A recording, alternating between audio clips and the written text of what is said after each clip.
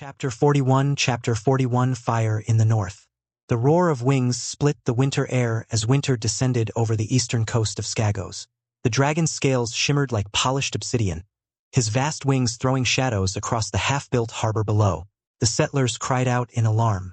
Men dropped tools and women clutched children, scattering from the docks as the enormous beast landed with a bone-shaking thud.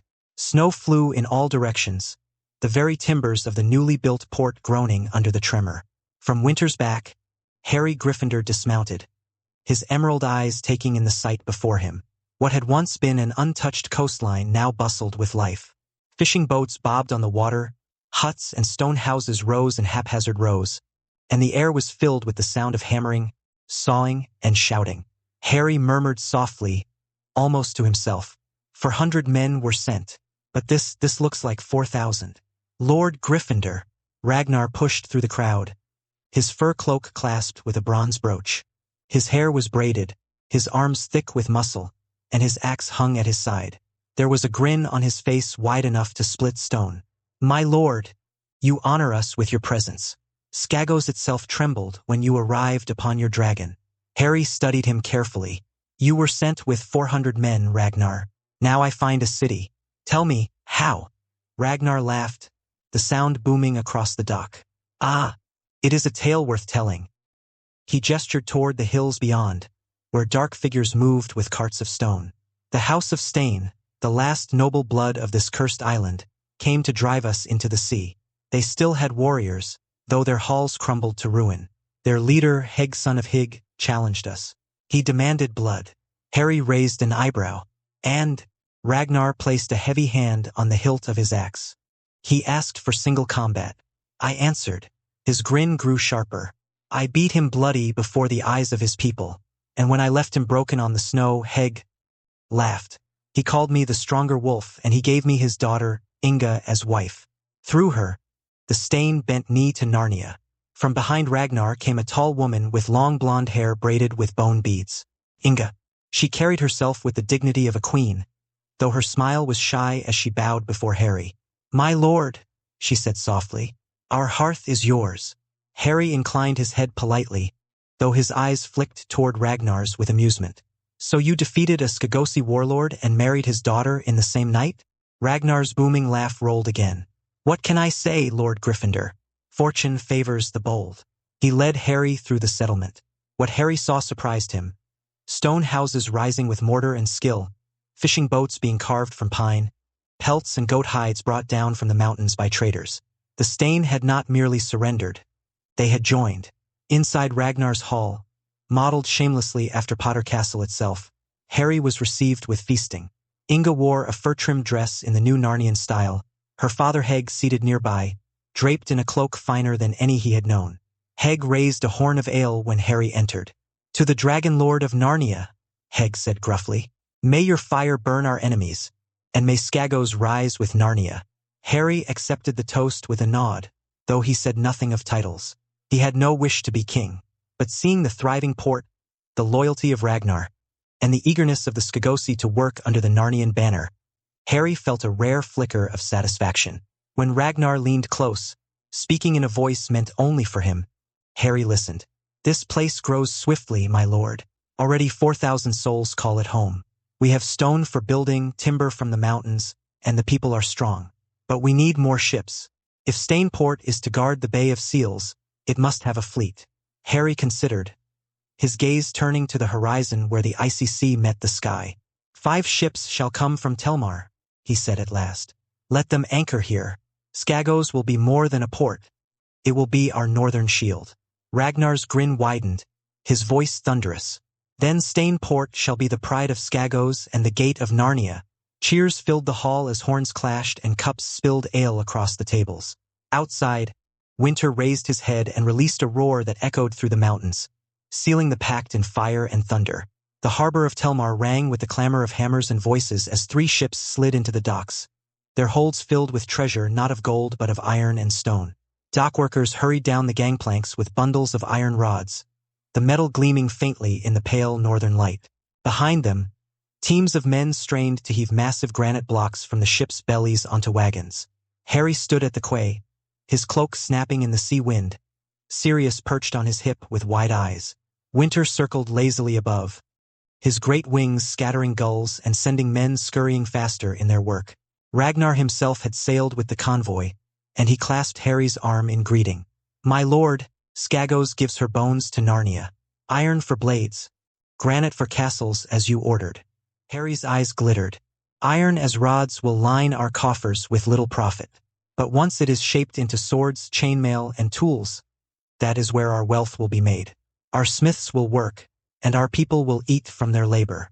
He gestured toward the wagons creaking beneath the granite. "And as for the stone, it will pave the halls of Gryffindor Castle. Smooth and polished, fit for a lord's seat." Ragnar laughed.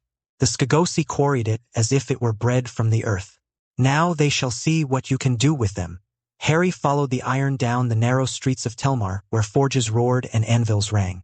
The blacksmith quarter was a living furnace, heat shimmering in the air even in the cold of the north. Men and women, wildlings once, now stood as smiths, hammering red-hot metal with skill learned from Associ masters. "Chainmail first," Harry ordered the smiths. "Then spears, axes, plows, saws. A city cannot eat iron, but it will live by it. Tools will build us. Weapons will defend us."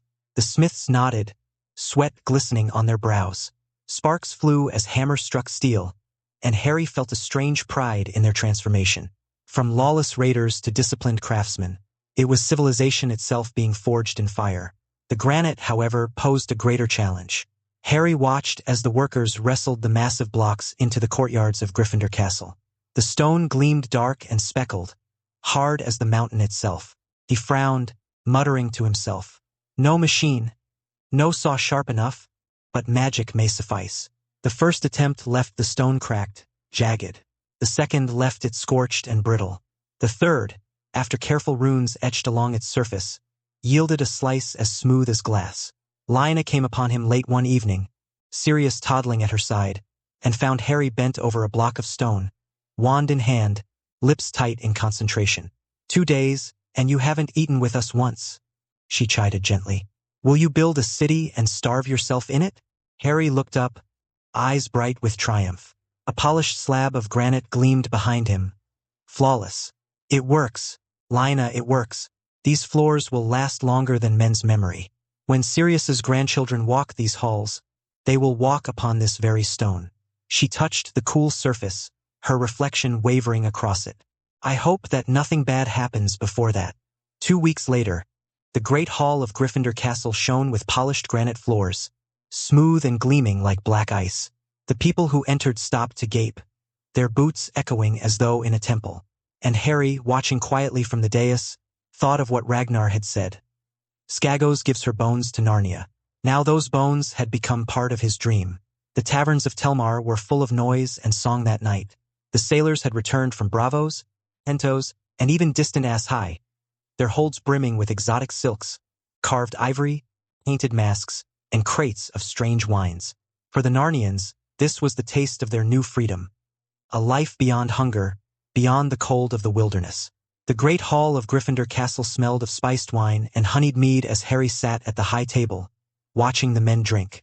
Tankards clattered, and songs rose, but his lips curled with faint distaste after sampling a golden wine from Volantis. "It tastes like sweetened vinegar," Harry muttered, pushing the cup away. Lyanna raised a brow. "You don't like it? They brought it halfway across the world." "It's not drink," Harry said flatly. "It's colored water.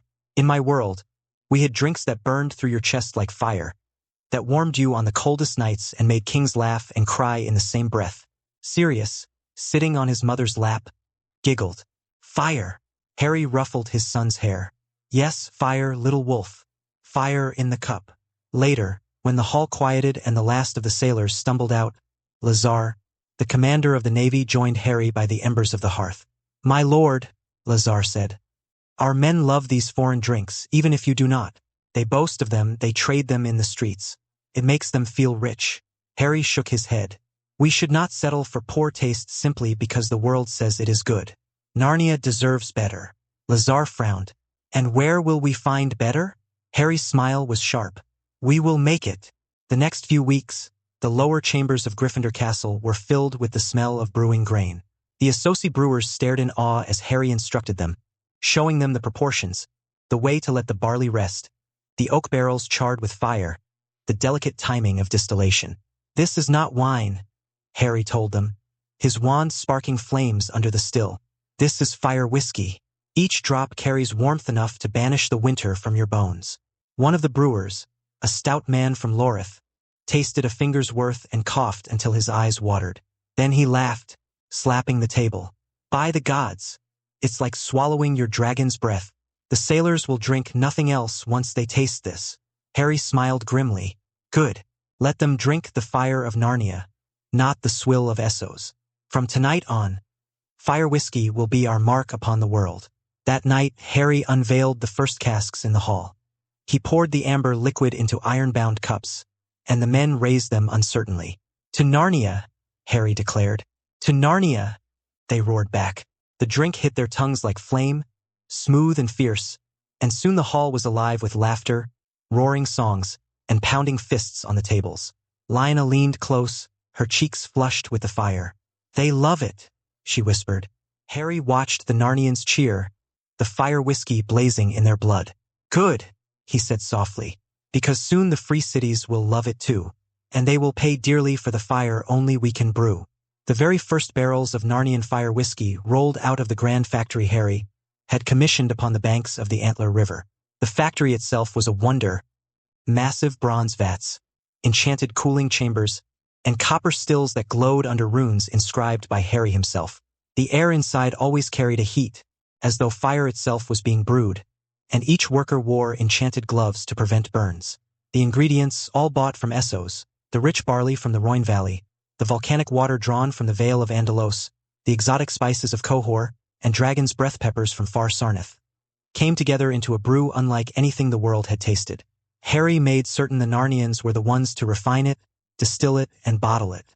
The first casks sent to Pentos nearly caused a riot. The moment the fiery liquor touched tongues were scorched and souls lit aflame.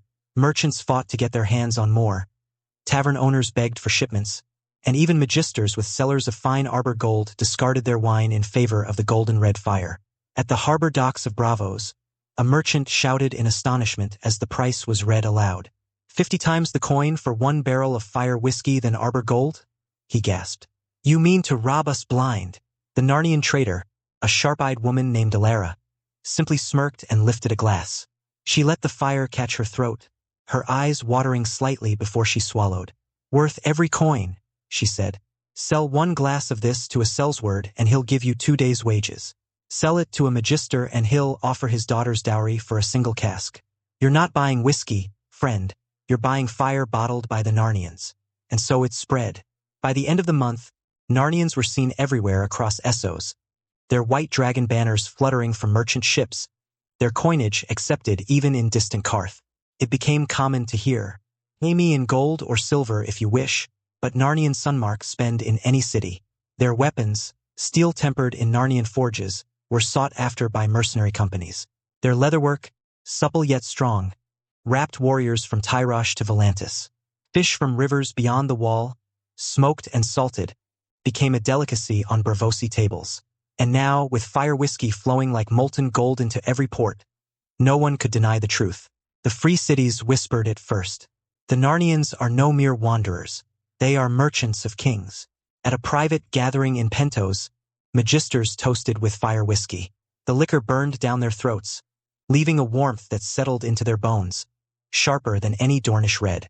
One magister coughed, wiping tears from his eyes, and muttered, "They brew like Valyrian's forged steel, perfection and fire." Another raised his glass and added, "And they count coin better than the Iron Bank itself." In his study at the palace, Harry sat with Lazar and Lyanna at a polished oak table scattered with ledgers. Gold coinage piled in neat stacks, scribes bent over parchment recording trade routes. 50 times profit, Lazar murmured, his eyes wide. "We've turned every barrel into a river of gold. At this rate, my lord, Narnians could buy half the free cities." Harry leaned back, rubbing his chin. "Gold is power, but power is more than gold," he said. "They trust our coin. They crave our steel. Now they burn for our fire whiskey. Soon, no lord or magister will dare cross us, for their people will demand what only we provide." Lyanna giggled softly, sipping from a small cup filled with watered-down whiskey. And yet, I think you enjoy the game as much as the prophet, she teased. You're smiling, Harry. He gave her a sly grin. Because the board is set, Lyanna. The free cities think us merchants. But merchants we are not, we are builders. Every coin they give us builds ships, weapons, schools, cities. Let them drink their whiskey. Let them sing of Narnian trade. Lazar tapped the ledger. You mean to rule, don't you? Harry's green eyes burned with quiet fire as he answered. Not to rule but to shape the world, brother. One barrel at a time.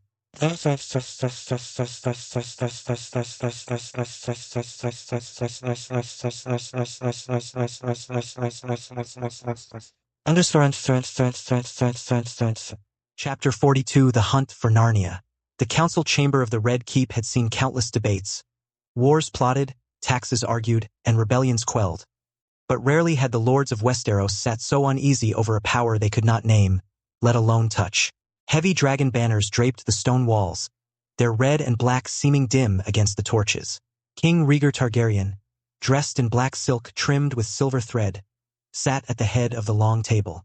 His violet eyes, sharp as dragon flame, moved from one counselor to another, demanding answers that no one yet possessed.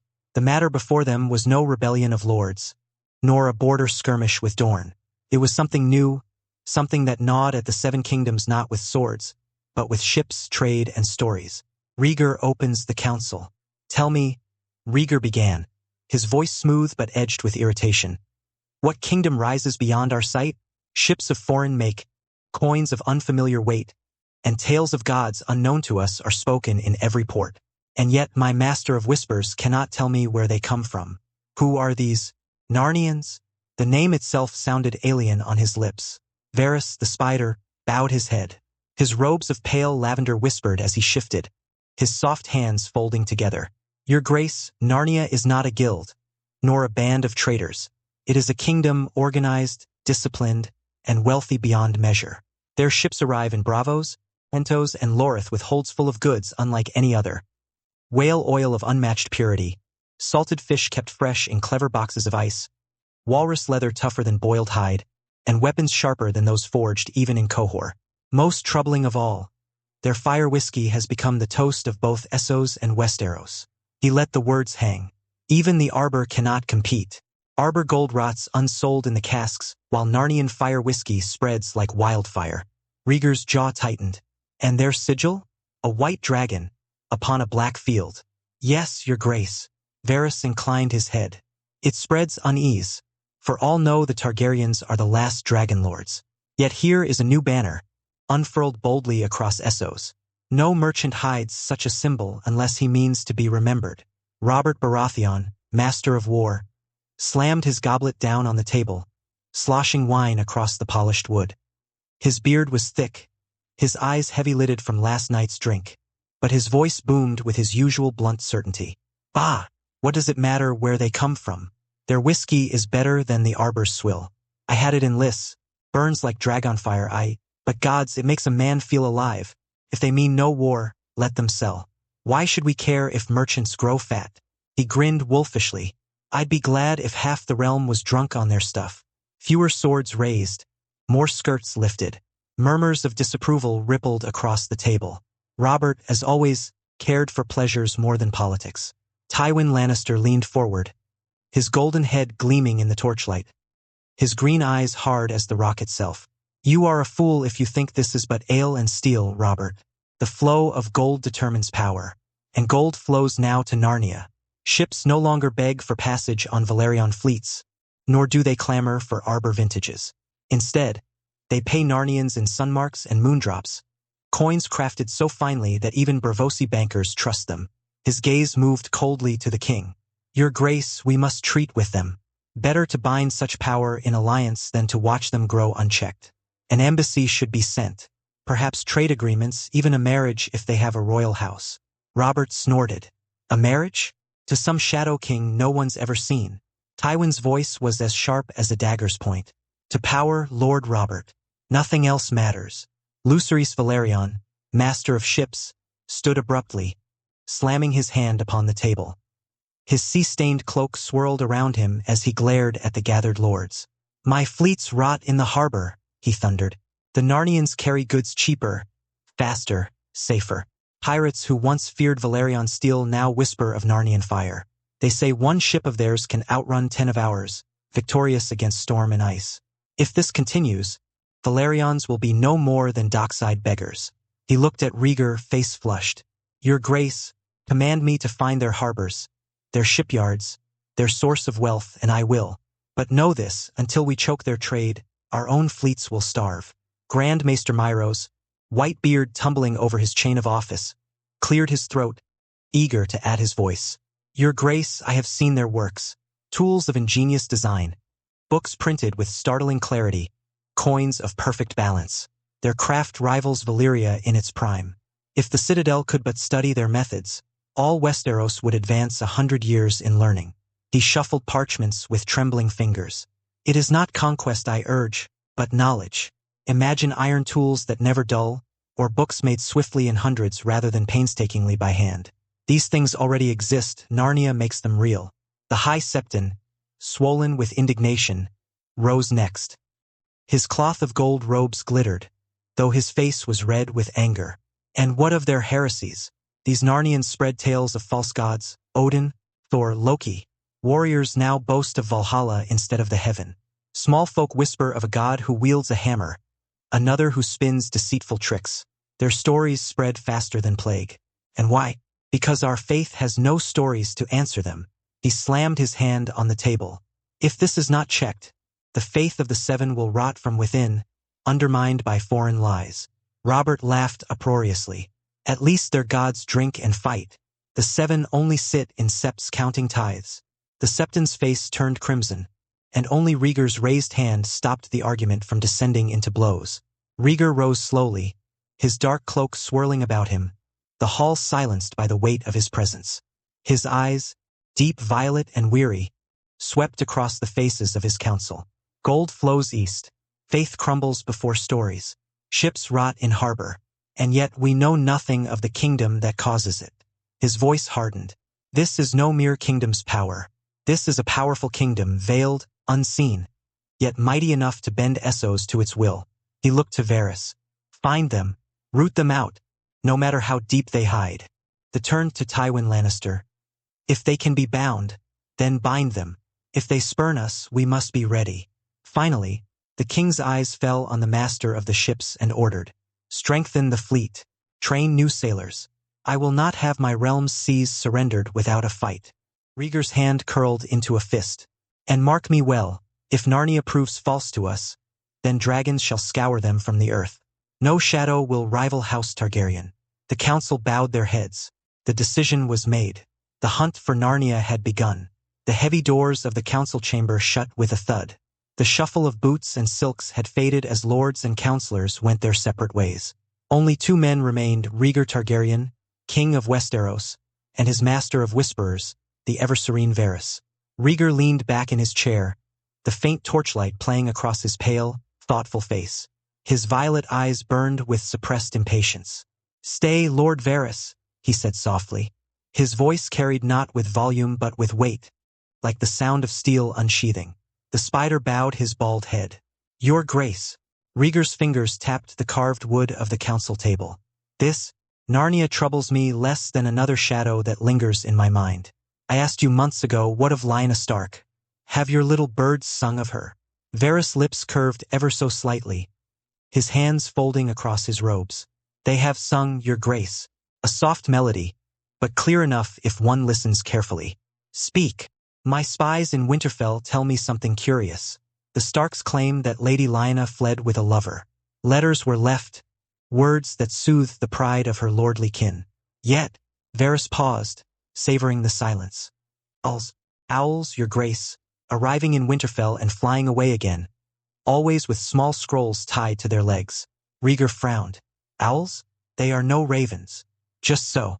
Owls trained not for the rookery, but for something else. My little birds assure me that these letters come and go with startling frequency. A sister writes to her brothers, a daughter to her father, and the replies fly back swift as well. Rhaegar's hands curled into fists upon the table. Then she has not left Westeros. Varys inclined his head. That is my belief. No owl can fly from Bravos to Winterfell. Their range is limited, which means she must be hidden somewhere in the north, sheltered by her kin, while the realm whispers of an elopement. The king rose suddenly, his dark cloak swirling like wings behind him. He paced the chamber, one hand brushing across the dragon-carved chairs as though seeking something to strike. "They dare," he muttered. "They dare hide her from me, after all that was promised, after the songs, the prophecy." His voice dropped, almost to a whisper, but sharp with fury. "The dragon must have 3 heads. She was meant to be part of that destiny." Varys watched him calmly, betraying no opinion. Rhaegar stopped before the great window that overlooked the dark city below. King's Landing glittered faintly, but his eyes were far northward, beyond the neck, beyond the wall. "And yet I can do nothing," he admitted bitterly. "No betrothal was ever sworn. No words spoken before gods or men. Only glances, songs, and a crown of roses. To demand her now would shame me before the realm. They would call me mad, whisper that I dishonor my queen, Elia." He turned back, his violet gaze narrowing. "But I will find her, Varys. I will find her if I must search every castle, every godswood, every frozen village in the north. She is not lost to me yet." Varys bowed, his voice smooth as silk. "Patience, your grace. Secrets unravel slowly. If the Starks guard her, then we must watch the Starks. A letter leaves traces. An owl may be followed. With time, truth will come fluttering into your hand." Rhaegar exhaled slowly, forcing the fury back into his chest. He seated himself once more, though his knuckles remained white against the table. "See to it," he said at last. "If Lyanna Stark lives still, I will know where." Varys spread his hands, serene and spider-like. "As you command, your grace. My little birds shall listen more closely than ever." The chamber grew quiet again, save for the faint crackle of torches. Rhaegar Targaryen, king of Westeros, sat alone with his thoughts, his dreams of prophecy, and the name of the woman who haunted them all. Lyanna. Brandon Stark groaned as the world tilted under him. His head throbbed like a war drum, his mouth dry as ash. The smell of salt, pitch, and wet rope filled his nostrils. When his eyes fluttered open, he realized he was not in his bed in Volantis. The ceiling above him was curved wood, beams darkened with tar and sea air. "What?" He pushed himself up, swaying. The floor beneath his feet moved with the roll of waves. "A ship. 7 hells," Brandon muttered. His eyes darted about. A cramped cabin, a small bunk, and beside him Barbara, his wife, pale and heavy with child, sleeping uneasily. He staggered to the door and shoved it open. The light stabbed his eyes, and the roar of the sea rushed in. He stumbled onto the deck, where men in heavy fur cloaks and thick boots hauled ropes and sang in a tongue he half knew. Brandon blinked. They were not Associ sailors. These men were broad, with hair the color of copper, snow, and pitch. Their weapons gleamed with steel. Their cloaks bore a strange sigil, a white dragon upon a black field. He knew it. He had heard the whispers in taverns. Narnians. "What trick is this?" Brandon bellowed, though his voice cracked with the rasp of drink. He marched forward, hands clenched. "Whose ship is this? Who stole me from my home?" The nearest sailor turned, a burly man with a braided beard and calm gray eyes. He didn't flinch at Brandon's fury. Instead, he raised a hand in easy command. "Be at ease, Stark." Brandon froze. "You know my name?" The man smirked. "Aye, we know who you are. You're Brandon Stark, the wolf who thought himself a merchant. You've been seen enough in Volantis, shouting your name after too much wine, to make yourself known." Brandon's face reddened with anger and shame. "Answer me. Why am I here?" The sailor's gaze sharpened. "Because the queen wished it so." Brandon barked a laugh. "Queen? What queen commands me and my wife to be stolen from our home? Some Associ harlot who calls herself royalty." The man stepped closer, his presence like a wall of stone. "Our queen, and you will speak of her with respect. Wolf. She asked for you, and so you are here, alive with your wife and your unborn child. That is more courtesy than most receive when they offend Narnian crews." Brandon faltered, his bravado cracking. I didn't offend you. You stood on our docks," the man interrupted. "Drunk as a fish and cursing our ships, you spat at the name of Narnia, calling us thieves who ruined your trade. You wished us drowned in the sea. That kind of tongue does not go unanswered. Brandon's fists tightened. So you drag me onto a ship, against my will? Do you know who I am? I am a wolf without a den. The man cut him off coldly. A Stark without Winterfell. You may roar, but your claws are gone. So save your words. Brandon staggered back, teeth gritted. His pride screamed at him to draw a sword, but he had none. These men were armored and armed, and he was just a drunk, stranded with his pregnant wife. For the first time in years, fear coiled in his gut. But stronger than fear was confusion. Why me? He muttered, voice breaking. Why would this queen want me? The sailor finally softened, just a fraction. That you will learn soon enough. Hold your tongue, Stark. The sea is long, and anger will not keep you warm. He turned away, barking orders at the crew. The sails strained, the oars beat in rhythm, and the Narnian ship cut across the sea with unnatural speed. Brandon remained on the deck, trembling between rage and unease. He looked out across the endless waves, then back at Barbara's swollen belly. "Seven, save me," he whispered. "What game have I been dragged into now?" Chapter 43, Telmar's Arrival. Brandon Stark stood against the ship's railing, feeling the cool sea spray on his face as the vessel sliced through the waves. He observed the sailors, both men and women, navigate the deck with remarkable skill, tying knots, adjusting sails, and issuing crisp commands. Initially, he had been taken aback. In Westeros, women aboard a ship were deemed unlucky. However, in this place, they shouted orders, scaled rigging, and even wielded spears without any complaints from the men. They worked together harmoniously, like a familial crew of the sea. Brandon frowned, muttering to himself. In Winterfell, half of these women would have been mocked. Yet here they are practically captains. His wife's soft voice came from behind him. "You see it as well, don't you?" Startled, Brandon turned to find Barbara awake, wrapped in a warm fur cloak gifted by a sailor. Though her face was pale from the journey, her eyes sparkled with life. "At first I thought we were doomed, taken from our bed and thrust into the ocean. But these women, Brandon, they have families here. They speak of their homes with pride, not fear." Brandon blinked in surprise. "You've spoken to them?" Barbara nodded. "They claim that no woman goes hungry here, and no husband can beat his wife without facing consequences. Even a widow can own land if she tends to it. Can you imagine such a thing? In Westeros, we are merely daughters, wives, or widows for sale to the highest bidder. Here, they are treated as equals." A low whistle escaped Brandon. "Seven, save us.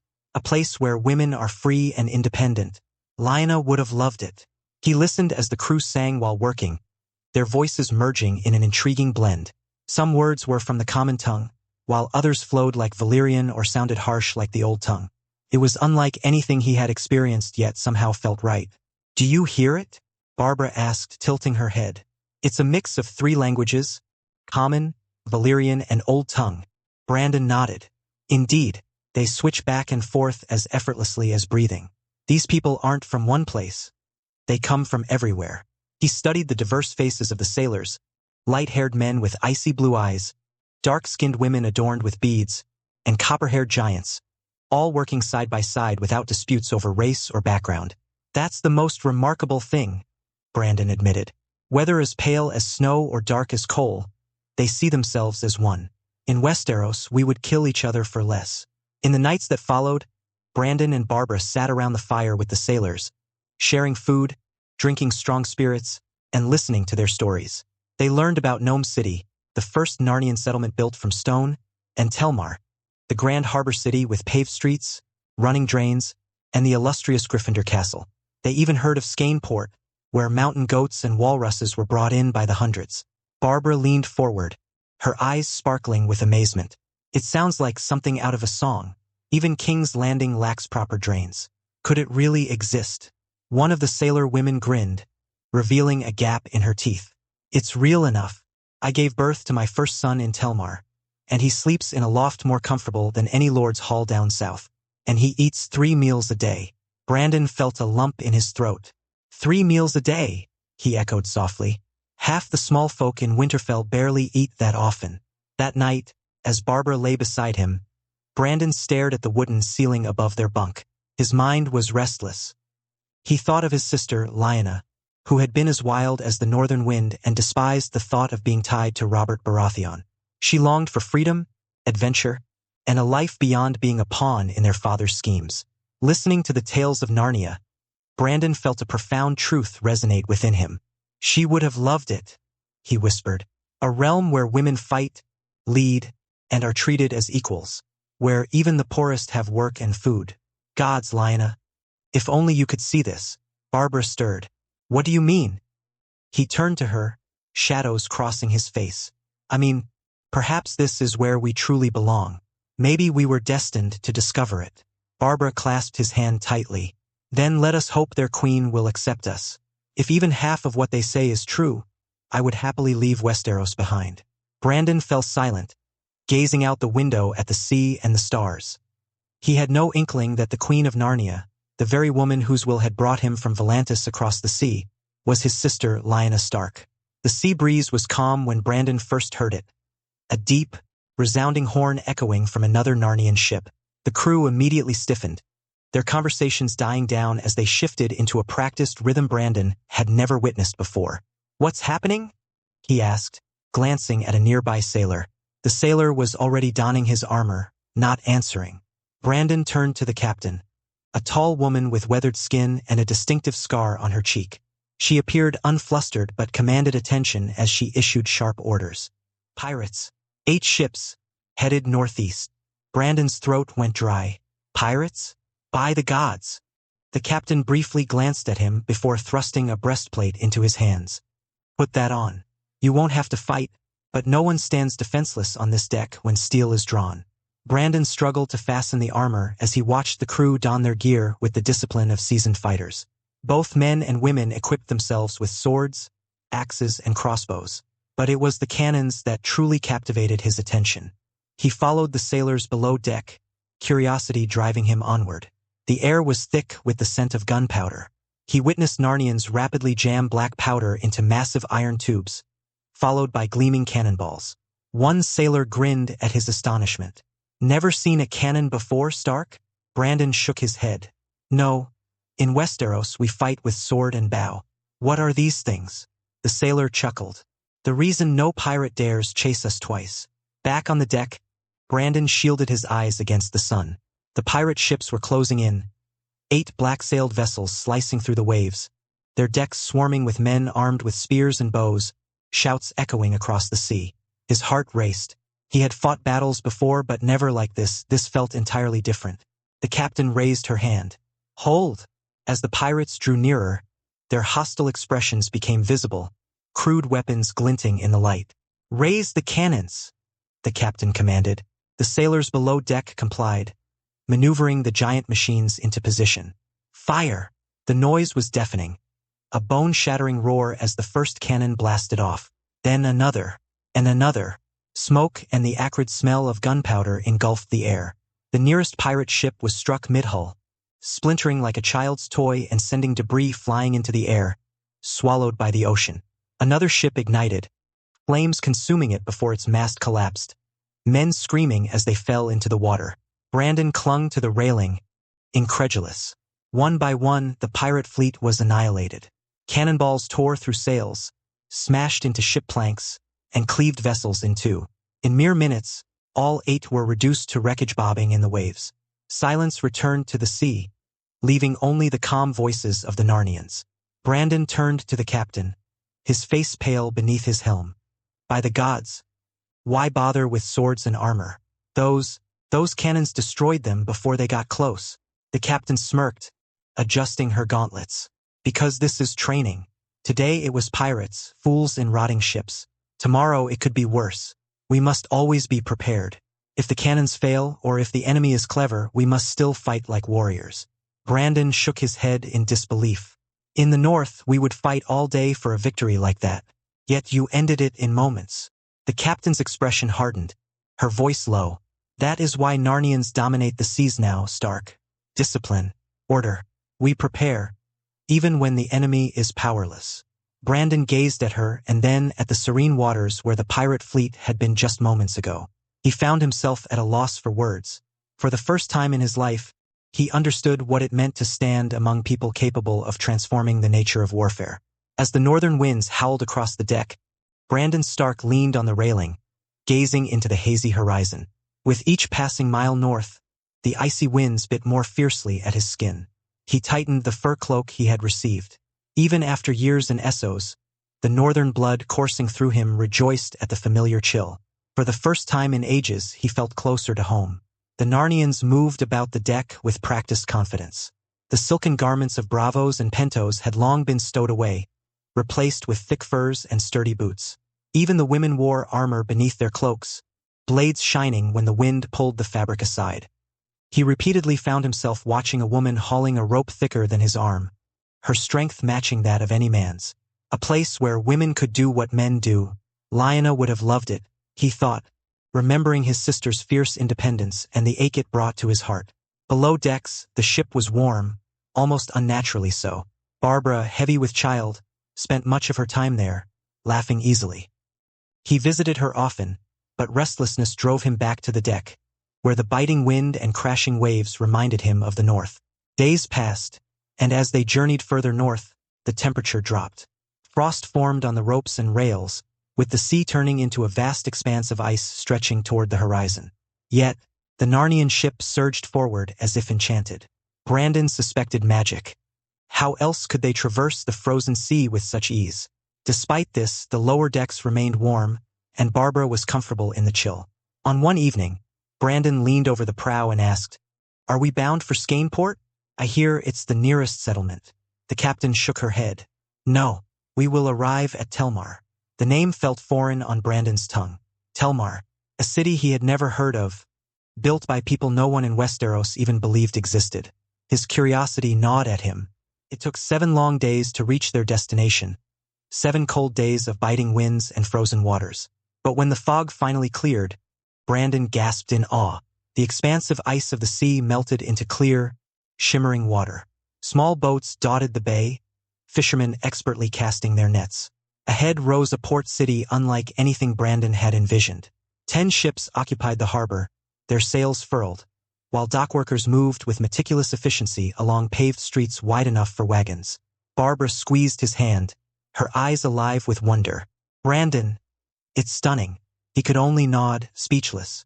They disembarked and strolled down the stone-paved road, where carriages clattered by, burdened with goods. Children played along the roadside, chasing after one another with wooden toys. The people wore clean, finely crafted clothing. Their faces glowed with contentment, their movements intentional. Row houses 3 stories tall lined the streets, their stone construction so flawless it resembled solid blocks, while some buildings even sparkled with glass windows. "There's no snow here," Barbara whispered. "How?" "Look, the air is warm, Brandon." "Warm?" He nodded grimly. "Magic." There had to be no other explanation. The captain offered them a carriage ride, but Barbara eagerly denied the offer. "No, I want to see everything. I wish to walk." Brandon acquiesced, wanting to feel the stone beneath his feet and witness the city firsthand. On a hill that loomed over the city stood Gryffindor Castle, its towers glinting in the light, its walls polished and gleaming. It was not the rugged stronghold of Winterfell, but something altogether more elegant and commanding. Approaching the open gates, Brandon noted the absence of guards or suspicious glances. Instead, a great bell tolled, announcing their arrival. He hesitated, feeling uneasy. Suddenly, chaos erupted. A boy burst out from the castle, food smeared across his face and bread gripped in his small fists. "I don't want any more," he shouted with laughter, as servants scrambled after him, trying to catch him. With surprising agility, the boy twisted, ducked, and slipped past them. Brandon reacted on instinct, reaching down to scoop him up. The child wriggled, laughing, until a firm female voice called out through the clamor. "That's it, Sirius. If you don't behave, you won't be allowed outside." Brandon froze. That voice. He turned, heart racing, and there she was. Lyanna Stark stood in the doorway, holding a steel plate, her expression tired but stern. Yet her eyes, the same fiery, proud eyes she always had, were unmistakable. "Lyanna!" Brandon breathed, his voice cracking. She stood in shocked silence, the plate slipping slightly from her grip. The boy continued to squirm in Brandon's arms, giggling, but neither sibling was aware.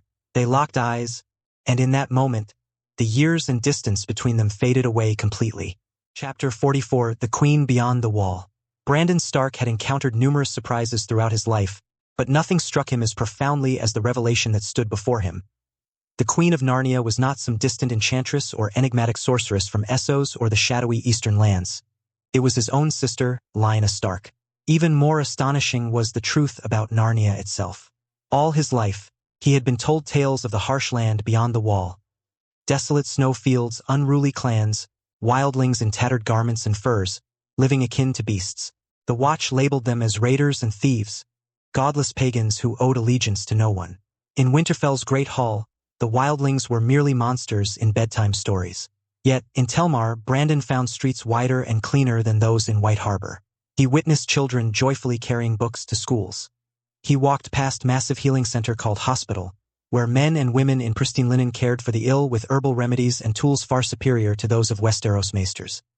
He noted smithies crafting precise tools, looms producing fabrics more exquisite than any from the south, and bustling markets brimming with smoked fish, salted meats, whale oil, furs, and shiny coins that Westeros had never seen. Everywhere he looked, there was order, innovation, and abundance. No destitute beggars, no lords troubling common folk, just Narnians, no longer wildlings, but industrious individuals living lives of respect. That evening, Brandon sat opposite his sister in the lofty hall of Gryffindor Castle. Lyanna glowed, not adorned in silks or jewels, but in a simple green wool gown, holding her son Sirius in her lap. She appeared stronger than he recalled, her face displaying the calm confidence of one who had found her place in the world. "You are their queen," Brandon finally declared, the phrase feeling foreign as he spoke it. Lyanna offered a subtle smile, gently stroking her son's dark hair. "Not through a crown or ceremony. They chose me as their voice, their mother, their sister. They trust me." Brandon shook his head in disbelief. "The songs in Westeros depict these people as savage. Yet I've walked your streets, Lyanna. They are tidier and safer than King's Landing. I've seen people of all tribes and women of every color united in work. I saw children with ink stains. This is not the land I heard before." "It's not the north you left behind," Lyanna replied softly.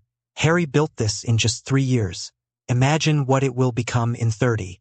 Her words rendered him speechless. He gazed at his sister. His little Lyanna, once a wild girl galloping through Winterfell's courtyards, now a woman who governed a kingdom hidden from the world.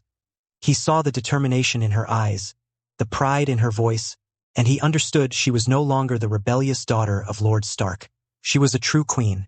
Later, Brandon strolled through Telmar again with Barbara by his side. His wife clung to his arm, awestruck by the sights before them.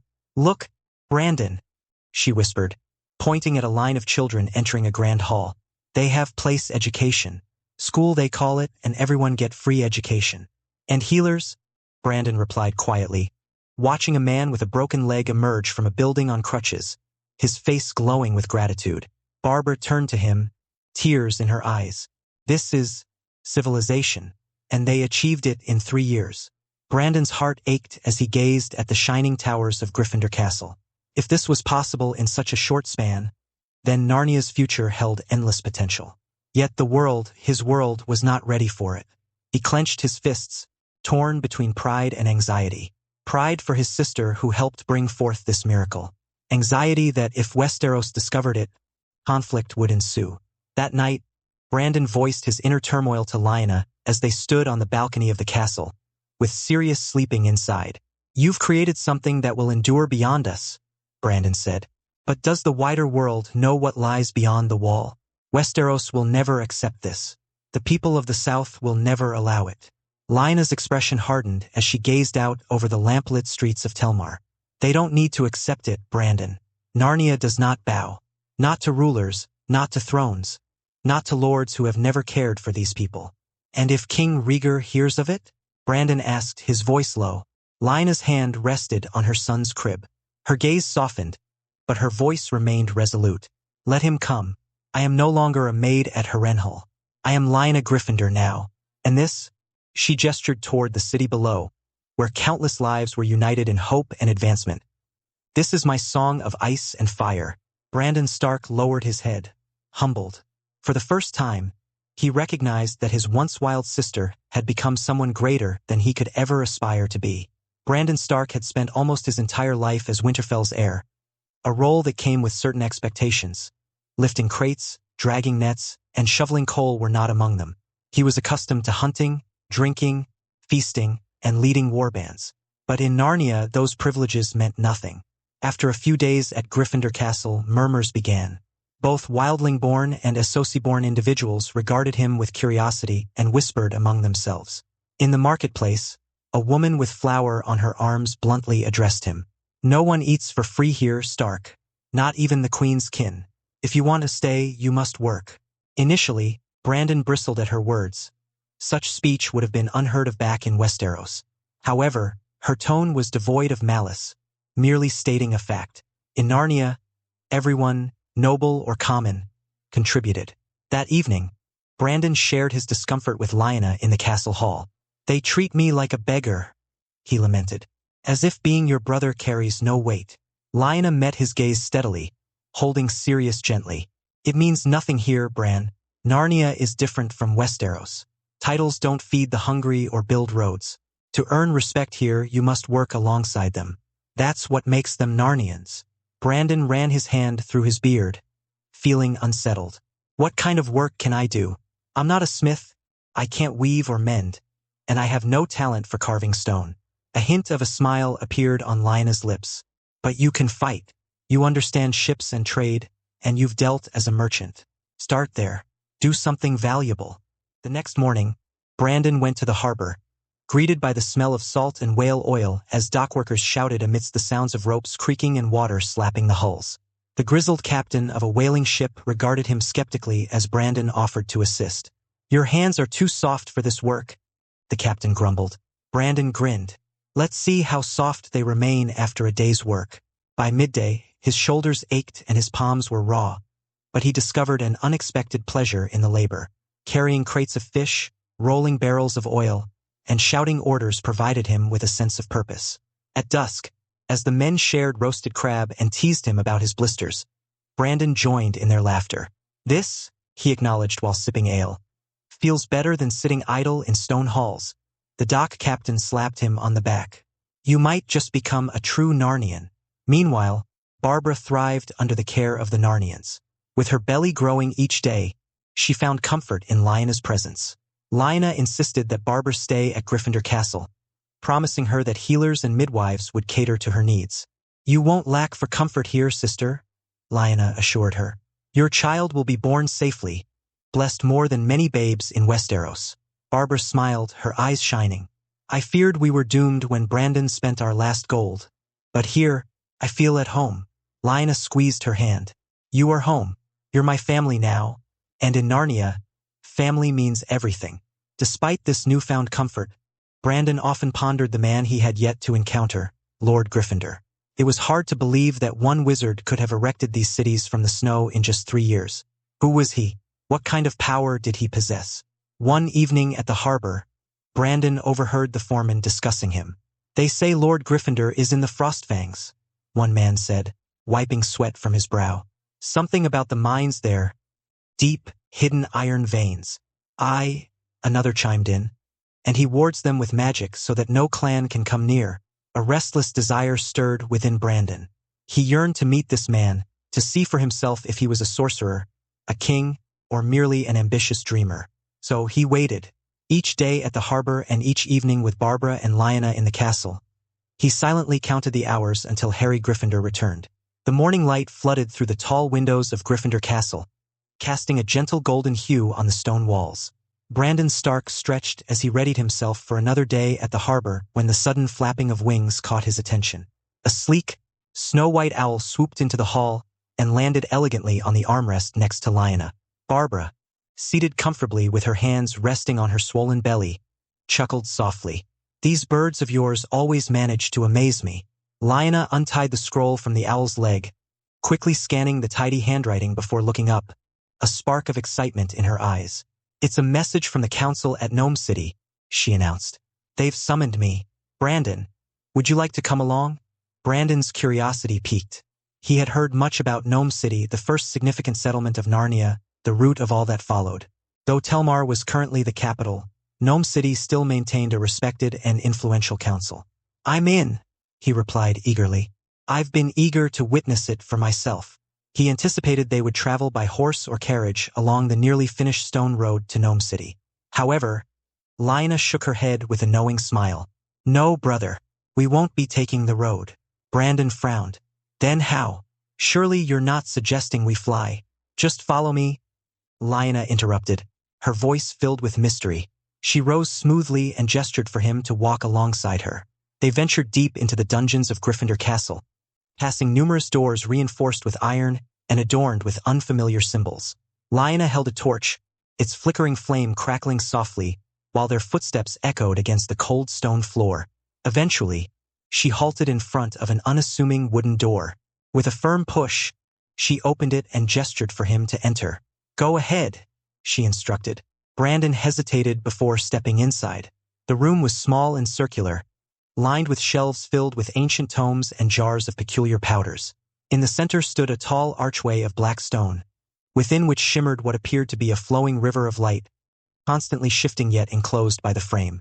Brandon gasped, "Gods, what is this magic?" Lyanna placed a reassuring hand on his arm. "Do not be afraid. This is one of the portals Harry created, connecting Telmar to Gnome City. It allows us to travel in the blink of an eye." He moved closer, enchanted by the shimmering surface. It resembled water, but when he brought his hand near, it felt dry and pulsated with a strange energy, as if touching lightning. "Come on, Brandon," Lyanna urged softly, stepping into the arch. For a moment, her form seemed to dissolve into the river of light before she disappeared completely. Brandon's heart raced. He swallowed hard, muttered a curse for bravery, and jumped in after her. The world folded around him. For a moment, he felt weightless, caught between frigid cold and intense heat. Then his feet landed on solid stone, and he stumbled into a new chamber. This room was narrower and cozier, with a warm brazier glowing in the corner and crimson and white banners adorning the walls. Lyanna awaited him, her smile faint. "Welcome, Brandon," she said, gesturing around them. "Welcome to Potter Castle of Gnome City." Brandon's jaw dropped.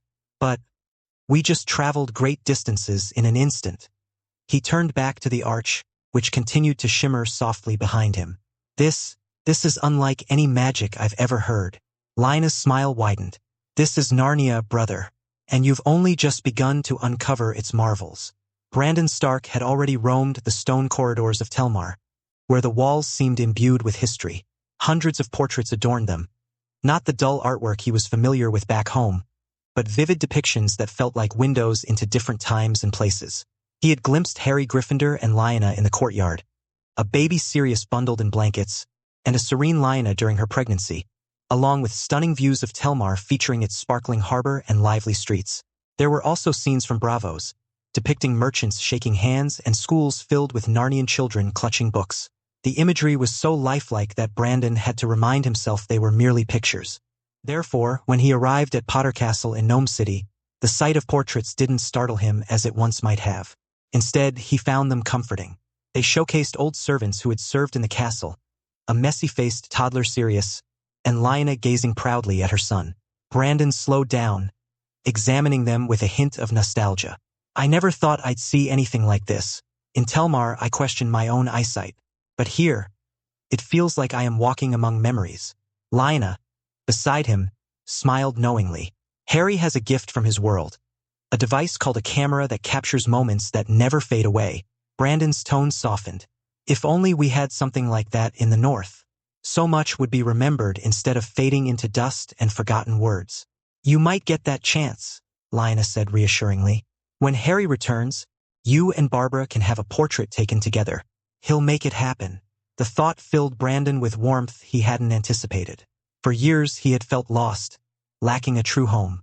But now, the prospect of standing alongside Barbara with a moment of their joy captured forever ignited a new feeling within him. Hope. The council chamber in Potter Castle was a lengthy hall with stone walls adorned with flickering torches. At the opposite end, the Narnian banner, a white dragon against a black background, moved gently in the breeze from the tall windows. As Lyanna entered with Brandon by her side, the counselors, who all resided within the castle, immediately rose in respect. These individuals, once wildlings or freed Associ slaves, now wore fur-lined cloaks and simple but durable tunics, each displaying quiet pride for having built something significant from nothing. The counselors only sat after Lyanna took her place at the head of the table, while Brandon remained standing beside her, observing their faces as he adjusted to seeing his sister addressed as Queen of Narnia. Jorund, the bearded commander of the city guard, was the first to speak. "My queen," he began, his voice rough. "Our scouts have returned with news. A massive clan, nearly 10,000 strong, is approaching our borders. For now, our wards are holding them back, but it's only a matter of time before they push harder. We must decide on a course of action." The counselors fidgeted and murmured among themselves, the tension escalating in the room like sparks in dry grass. Call, a younger man with broad shoulders and fervent enthusiasm, slammed his fist on the table. "Let's confront them with steel. Our warriors are trained, our walls are sturdy. Why wait for them to challenge us? It's better to strike first and demonstrate Narnia's strength." A wave of approval surged through several counselors, with some striking the table in agreement. Brandon glanced at Lyanna and noticed their blood's fervor and eager desire for battle. He recognized it. It was the same restlessness he had felt often. However, Lyanna raised a hand, bringing the room to silence. Her calm voice cut through the noise like a sword unsheathing. "But how large is their host, really?" 10,000. Jorund confirmed with a nod. "Our scouts insist it's true. They are numerous tribes joined together. Hungry, desperate, and armed. If it weren't for the enchantments, they'd already be at our door." Leaning forward with her fingers intertwined on the table, Lyanna responded. "We cannot take lightly a clan of that magnitude. If we engage them directly, the blood spilled will be just as much ours as theirs. Do we want Narnian children to mourn fathers lost in such a conflict?" Call bristled but remained silent, glaring down at the table. Finally, Brandon, astonished by his sister's stance, spoke up. "What if we could integrate them into Narnia? I saw how free folks transformed when I walked these streets. They were once no different from the clan you mention. If we can provide them with law, work, food, and purpose, why not extend that to these people?" The council reacted with murmurs, some scoffing while others nodded in agreement. Brynja, an elder woman and keeper of the schools, rapped her cane on the floor. "Lord Gryffindor always said we must build, not merely conquer. The strength of Narnia lies not in our blades but in the unity of our people. Though if this clan poses a threat, that danger can be harnessed into strength." Lyanna surveyed each counselor, allowing silence to envelop the room. "I will not rush to a decision. We won't charge into bloodshed blindly, nor will we open our gates without consideration. This council exists for every voice to be heard. So I ask you, what do you envision for Narnia? A kingdom feared for its strength, or one respected for its wisdom?" Her words hushed the council, prompting thoughtful reflection rather than heated debate. Even Call's defiance faded, though his jaw remained tense. Brandon, standing behind Lyanna, felt a surge of pride. The sister he once saw as reckless now bore the weight of authority. Though he still grappled with understanding this land and its people who called themselves Narnians, he began to believe that Lyanna might indeed be creating something far greater than the old world had ever known. Chapter 45 Giants of Narnia. The cold morning air stung sharply as Lyanna Gryffindor, wrapped in thick furs, emerged from Potter Castle next to her brother Brandon. The castle courtyard buzzed with activity. Skin changers honing their skills, blacksmiths pounding metal, and guards shouting to each other, as if the city were ablaze with war rumors.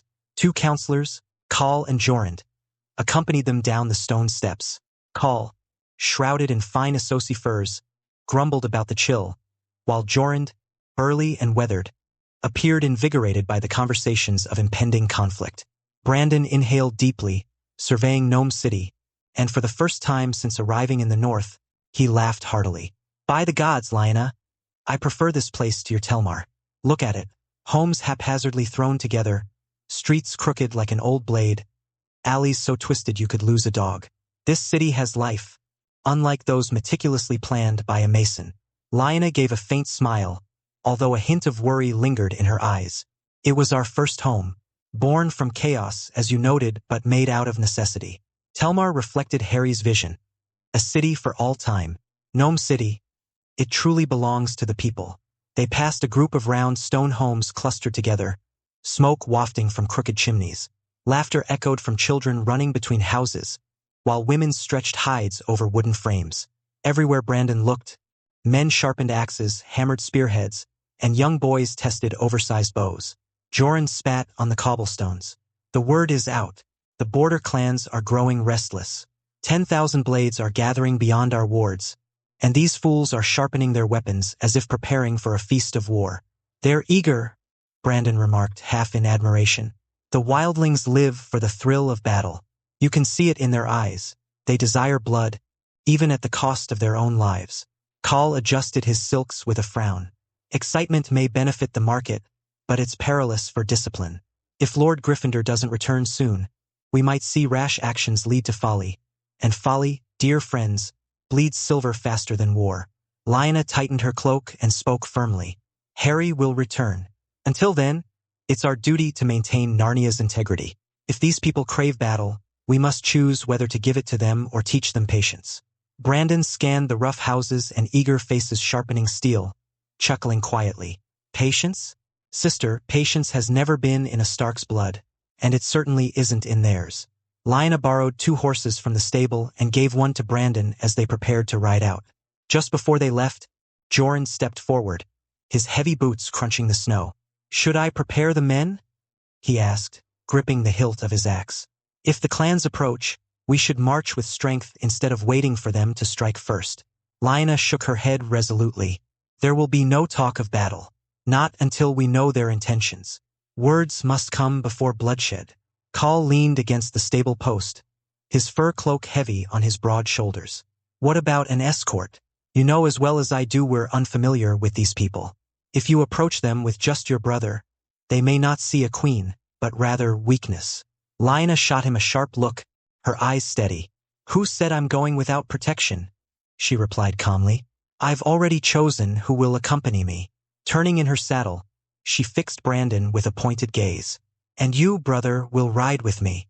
Brandon tightened his grip on his horse's reins, the animal snorting against the cold. Me? He asked, a half-smile forming. And here I thought you were bringing an army. I suppose one Stark will suffice. Lyanna smirked faintly and nudged her mare forward. Follow me, she commanded, leading the way into the thick snow. Brandon muttered under his breath but followed her, the two of them vanishing into the white expanse. Although it was a short ride, Brandon felt exhausted, as the bitter air sliced through his lungs and the cold seeped deep into his bones. He had never acclimated to Narnia's weather, having only lived in Telmar and Gnome City, both shielded from harsh conditions where snow rarely piled high and the winds were manageable. Here, beyond the safety of wards, it was as if the land itself sought to freeze him alive. His fur cloak felt insufficient, and each breath left a white mist in the air. In contrast, Lyanna rode with ease, as if born to the snow. Her black hair streamed behind her, her cheeks flushed from the cold, yet she didn't falter. Even in heavy snow, her riding skills were unparalleled, and Brandon had to grit his teeth and spur his horse to keep pace.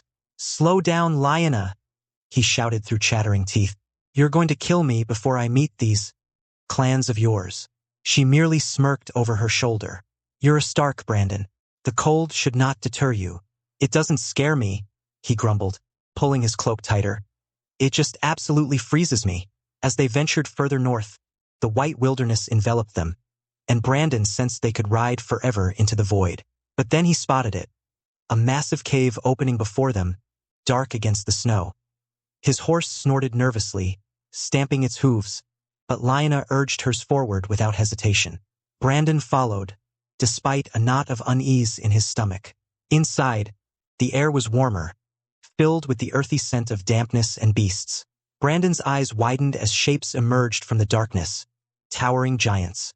Nearly 50 hulking figures roamed within the cave, their eyes glowing like lanterns. Some sat around enormous fires capable of roasting an ox, while others honed swords longer than Brandon's body. And further in, he beheld them mammoths, massive, shaggy creatures with tusks resembling carved ivory, swaying their trunks as they shifted within their stone and snow pens. The ground trembled beneath their weight. Brandon froze, jaw dropped. He had heard tales all his life, sung by minstrels and whispered by old Nen back at Winterfell. But stories were one thing. Witnessing living giants and mammoths firsthand shook him to his core. 7 hells? Brandon whispered, unable to tear his gaze away. They're real, gods be good. They're actually real. Lyanna dismounted smoothly, boots crunching on the packed earth. She glanced at him, calm and slightly amused. Did you think I was lying? She asked. Brandon awkwardly slid off his horse, still mesmerized by the giants conversing in their deep, booming voices. I thought you were mad. But this… He pointed at the mammoths, hand trembling slightly. This is the stuff of songs, Lyanna. No one in the south would believe it. Lyanna placed a steadying hand on his arm. Welcome to Narnia, Brandon. You've only begun to see what we've built. Brandon followed closely behind Lyanna as she pushed aside the flap of a massive tent erected deep inside the cavern. The canvas was stitched from hides larger than any beast he had ever encountered, and the poles holding it up resembled stripped tree trunks. He quickly stepped inside, not wanting to linger outside among the giants, whose immense presence stirred his stomach uneasily. Inside, warmth enveloped him, thick with the scent of smoke and unfamiliar herbs. A single fire crackled in a pit at the center, and beside it stood a giant unlike the others. His hair was braided, his face weathered as stone, and his eyes sharp like flint. He towered over his kin, immediately indicating he was the clan's chief. The giant spoke first, his booming voice resonating in the air. Lyanna responded fluently in a language Brandon didn't recognize. Deep, rolling, ancient, and harsh, as if ice were cracking on a frozen lake. They exchanged words, voices echoing in the cavern, leaving Brandon feeling useless as he stood rigid while his sister communicated with a creature from legends. At last, the giant nodded solemnly and stepped away, ducking his head to exit the tent. Brandon exhaled, surprised by the breath he hadn't known he was holding, turning to Lyanna immediately. What in the seven hells was that about? And how in the name of the old gods can you speak to them? That wasn't any language I know. Lyanna regarded him calmly, dark hair cascading over her shoulders as she tightened her cloak. It's the old speech of the free folk, she explained, the ancient tongue. I learned it from a wildling woman years ago when Harry first brought me here. The giants trust no one who can't speak their language. They remember being hunted and betrayed. Brandon stared at her, astonished. You mean to say you learned their bloody language? Lyanna, these are giants, and you talk to them as if it's nothing. She smiled gently, though her expression was serious. If Narnia is to endure, we need more than walls and soldiers. We need allies. The giants have agreed to accompany us when we meet the clan camped outside our borders. Their presence will remind the newcomers we are not to be trifled with. Brandon shook his head slowly, struggling to comprehend. So, you plan to march out there with a horde of giants? Gods be good, Lyanna. No wonder the stories of this place sound so mad. They're not stories, Lyanna asserted, striding past him toward the cave entrance. They're Narnia. You've only just begun to see what we're building here. Before long, Brandon could only stare in disbelief. The giants, once bare-armed, were now clad in massive armor. Iron plates covered their towering frames, fastened with thick leather straps, each piece crafted by Harry himself. In the torchlight, the metal gleamed, blackened and polished to endure the harshest blows. Their weapons were even more imposing, swords longer than the giants themselves, yet still manageable in their enormous hands. Some wielded iron-tipped spears with blades that shimmered like ice, while others brandished broad axes wider than a man's chest. The sound of shifting steel filled the air as the armored giants moved. The chieftain spoke a few authoritative words in the ancient tongue, his voice booming like thunder. Lyanna nodded solemnly, as if this were completely ordinary. Brandon, still shivering in his fur cloak, leaned closer. What did he say? He asked hoarsely. Lyanna cast him a calm glance. He said horses won't do. The enemies would perceive it as weakness. Besides, it's safer this way. We ride with them. Before Brandon could object, a giant stooped down, seized him with one enormous hand, and lifted him as if he were a mere doll. 7 hells? Brandon gasped, flailing his arms. But the giant ignored his protests and gently set him atop a woolly mammoth. The creature's broad back felt like a barn roof, its shaggy fur redolent of musk and earth. The giant climbed up behind him, shaking the ground as he settled into place. Lyanna was lifted with careful consideration. The chieftain cupped her in both hands as if she were fragile and placed her gently in front of him on another mammoth, where she perched tall and composed, as if born for this moment. Brandon clung to the thick fur beneath him, still pale and rattled. Lyanna, you look like a queen from a fairy tale. She offered him a faint smile but remained silent. Thus began their procession.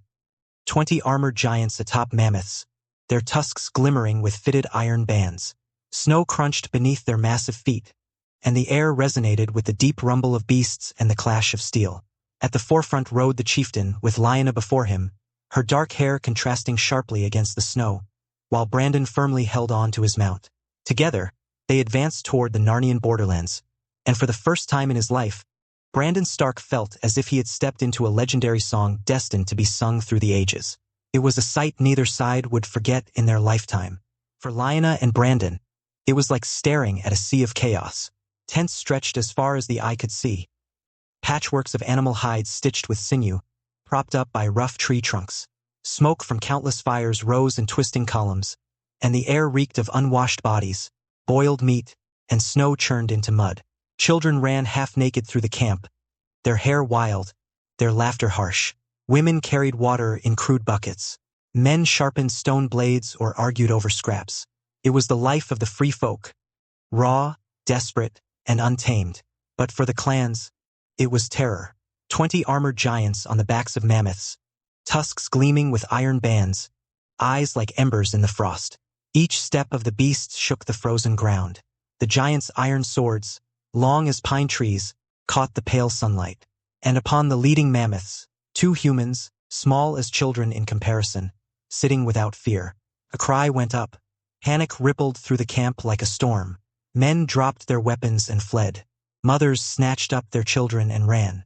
Even the fiercest warriors, men who had hunted crows and fought rival clans, turned and bolted. The sight of giants marching in war gear was too much. But then one figure stepped forward. A young woman. She walked out from the milling chaos, her furs patched but clean, her face proud though her hands trembled. She planted herself before the line of mammoths, refusing to flee. Lyanna signaled, and the giants halted. Their beasts snorted, great clouds of steam filling the air. One by one the giants dismounted, their armor groaning as they moved. The chieftain bent low and lifted Lyanna down, setting her gently upon the snow. Brandon was lowered too, though not nearly as gracefully. He stumbled, clutching at his cloak. The woman raised her voice, strong and clear. "I am Karsi, wife of Calf of Narnia," Karsi continued. "These clans you see, Hornfoot, Heron, and others, they have not come to fight. They have come to seek a better life, to leave behind hunger, lawlessness, and endless war. They wish to join Narnia." Lyanna stepped forward, her breath misting in the cold. Her voice carried, calm but commanding. "If you come to Narnia, you come not as raiders, but as Narnians. There will be no stealing of women, no killing for scraps, no fighting without cause. In Narnia you work. In Narnia you are fed. In Narnia your children will learn." The Hornfoot leader emerged then, old scars cutting lines into his weathered face. His eyes flicked from the giants to the young woman who spoke with such certainty. His men wavered, some clutching their crude weapons, others watching the giants with fear. Brandon, still shaken but finding his voice, muttered near his sister, "Gods, Lyanna, they'll follow you. They'd be mad not to." Lyanna did not answer him. Her eyes never left the clan leaders, steady as stone. The snow fell silent around them, the only sound the rumble of mammoths and the creak of giants' armor. A choice was before them, a choice that could decide the fate of thousands.